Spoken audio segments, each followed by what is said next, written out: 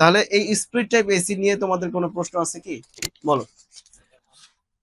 গরম বাতাসটা এটা, গরমটা রুমের গরমটা এটা টাইনা নেয়, হ্যাঁ। আবার এটাই কি ঠান্ডাটা ছেড়ে দেয় না আচ্ছা, না নিচে? তাইলে গরম নিচে কেন গরম হয়? কেন গরম হয় এটার উত্তর বাকিরা সবাই জানে, তাই না? আমরা এই জিনিসটা বোঝার জন্য আমাদের রেফ্রিজারেশন সাইকেলটাকে আগে ভালো করে বুঝতে হবে। তোমরা তো প্রথম 1 তারিখে তো ভর্তি হও না, হয়েছে তোমরা কয় তারিখে? 3 তারিখে। তাহলে এই 3টা দিন ক্লাস হয়েছে না আমাদের? ওই 3 দিনে কিন্তু এই জিনিসটাই বোঝানো হয়েছে যে তাপ কিভাবে শোষণ করে বর্জন করা হয়। তোমার কথা হলো যে এখানে যদি আমি হিটটা নেই, তাহলে হিটটা গেল কোথায়? কোথাও না কোথাও গেল নাকি? তাহলে এখান থেকে যে হিটটা গেল, সেই হিটটা কিন্তু রেফ্রিজারেন্ট মূলত কি করছে? তাপটাকে শোষণ করতেছে। এই রেফ্রিজারেন্ট বা হিমায়ক, ওর মূল কাজ হলো তাপ পরিবহন করা। তাপ কি করা?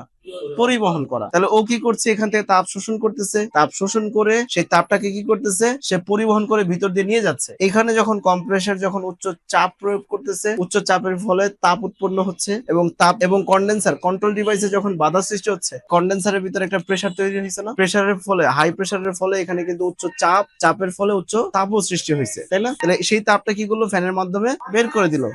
তাহলে এদিক দিয়ে তাপটাকে কি করলো? বের করে দিল। আর এদিক দিয়ে তাপটা কি করলো?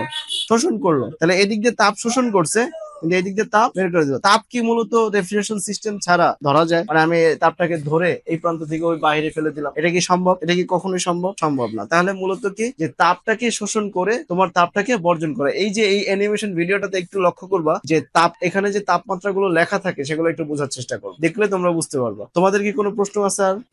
আমাদের ক্যামেরার পিছনে স্টুডেন্ট আছে, বলো কি প্রশ্ন?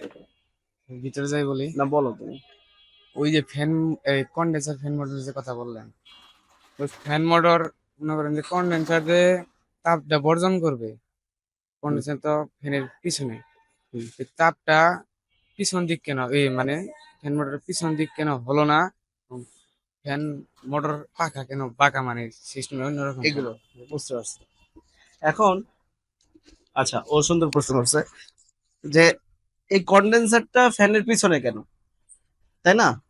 কন্ডেন্সারটা ফ্যানের পিছনে কেন? এই বক্সটা যদি আমরা একটু লক্ষ্য করি, পুরোটাই কিন্তু আটকানো থাকে, তাই না? এখন আমার মেইন কথা হলো, ধরো আমি কোনোভাবে, যেমন আমি তোমাদেরকে একটা অভিজ্ঞতা শেয়ার করি। আমার এক বন্ধু পদ্মার পারে একটা এসির কাজ করতে গেছে। ও গিয়ে দেখে এই ফ্যান মোটর নষ্ট, ফ্যান মোটরটা কি নষ্ট, কিন্তু এই এসিটা 1 বছর ধরে চলতেছে কোনো সমস্যা ছাড়া। এখন প্রশ্ন হলো কিভাবে ওই এসিটা পদ্মার পারে, ওই এসিটা কি পদ্মার পারে থাকার ফলে পদ্মার পারে যে নদীর বাতাসটা আছে, এই বাতাস এসে কন্ডেন্সারটাকে ঠান্ডা করে দেয়। আমার মূল কাজ হলো ফ্যানের না, মূল কাজ হলো কন্ডেন্সারকে ঠান্ডা করতে হবে। এখন তুমি কিভাবে করবা? কিভাবে তুমি কন্ডেন্সারটাকে ঠান্ডা করবা? তুমি ফ্যান দাও না, পানি দিছো, হবে না? হবে, কিন্তু পানি এখানে কাস্টমারের বাসার জন্য সহজলভ্য না। কন্ডেন্সার পানির মাধ্যমে ঠান্ডা হয় এমন টাইপের কন্ডেন্সারও আছে, যেমন তোমার ইয়েতে কি বলে এটাকে, কোল্ড স্টোরেজে, তারপর হলো বরফ কলে, সেই ধরনের কন্ডেন্সার গুলো ব্যবহার করে থাকে। মূল মূল কাজটা কি? আমার তাপটাকে অপসারণ করতে হবে। আরেকটা প্রশ্ন, সাইজ কি বেশি থাকে? কোনটা? ডিভাইস যত বড়, সাইজ তত বড়। আবার বিষয়টা এরকম না যে এখানে হলো শক্তির খেলা, খেলাটা হলো কি শক্তির, তাপের। এখন আমি ছোট জিনিস তৈরি করলাম কিন্তু এর শক্তি বেশি। আমি একটা গাড়ি তৈরি করলাম, এমন একটা গাড়ি তৈরি করলাম স্টার্ট করলেই 500 কিলোমিটার পার আওয়ার। আবার আরেকটা অনেক বড় গাড়ি তৈরি করলাম কিন্তু ও চলে হলো 50 কিলোমিটার পার আওয়ার। তাহলে বড় হলেই যে ব্যাপারটা এরকম হবে যে তার গতি বেশি হবে, ব্যাপারটা এরকম না। অনেক বড় ডিভাইস ছোট করে তৈরি করা হয় কিন্তু ওর শক্তি অধিক। এখন আরেকটা প্রশ্ন হলো, তুমি কি এটা কি উত্তর পাইছো যে কন্ডেন্সারের মূল কাজটা হলো আমার এখান থেকে তাপটা অপসারণ করতে হবে। এখন কিভাবে করতে হবে ডাজন্ট ম্যাটার, করতে হবে। কিন্তু আমার এই তাপ যদি অপসারণ না করে, প্রেসার আরো হাই হয়ে যাবে, কম্প্রেসার নষ্ট হয়ে যাবে। এখন আসো, এই ফ্যান মোটরের পাখা এত বাঁকা কেন? এটা তোমার প্রশ্ন। আমি তো এই প্রশ্ন তোমাদেরকে শিখাই দিলাম, তারপর তুমি একই প্রশ্ন করলা। তারপর বলি, এই পাখাগুলো এটা যত বাঁকা হবে, ফ্যান বাতাসটা বেশি ধরতে পারবে নাকি কম ধরতে পারবে? বেশি ধরতে পারবে। এটা যদি আরো কম থাকতো, এরকম অ্যাঙ্গেলটা যদি আরো থাকতো, তাহলে কম ধরতে পারতো। পাঁচটন মেশিনের যদি তুমি গতকালকে খুলে দেখছো কিনা জানি না, খেয়াল করছো কিনা জানি না, ওগুলোর পাখা কিন্তু আরো বাঁকা, আরো শক্তিশালী। আমি কথা বুঝতে পারছি? তাহলে এই পাখাগুলো কিন্তু তোমার মেইনলি বাঁকা হওয়ার কারণ একটাই, বাতাস বেশি পরিমাণ ধরে বের করতে পারে। কথা কি ক্লিয়ার? তাহলে এটা যখন ধরবে, তাহলে এর শক্তিও কিন্তু তেমন। এখন এখানে যদি নর্মাল প্লাস্টিক হয়, এগুলো কিন্তু প্লাস্টিক না, একটু অন্যরকম টাইপের প্লাস্টিক। এগুলোর মধ্যে কি কি উপাদান সেটা আমার জানা নাই।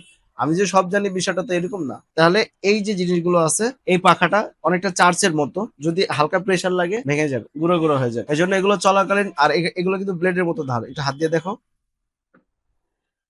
ব্লেডের মতো ধার না? হাত লাগলে আমাদের অনেক পোলাপানের কিন্তু কাজ করতে গিয়ে হাত পড়েও গেছে, এরকম কিন্তু ঘটনা আমাদের কাছে আছে। এই জন্য খুব সতর্কতার সাথে কাজ করতে হবে যেন কোনোদিন আমাদের এই কাজ করার সময় একটু দূরে থাকে। দক্ষ হয়ে বিদেশ যাব। We are from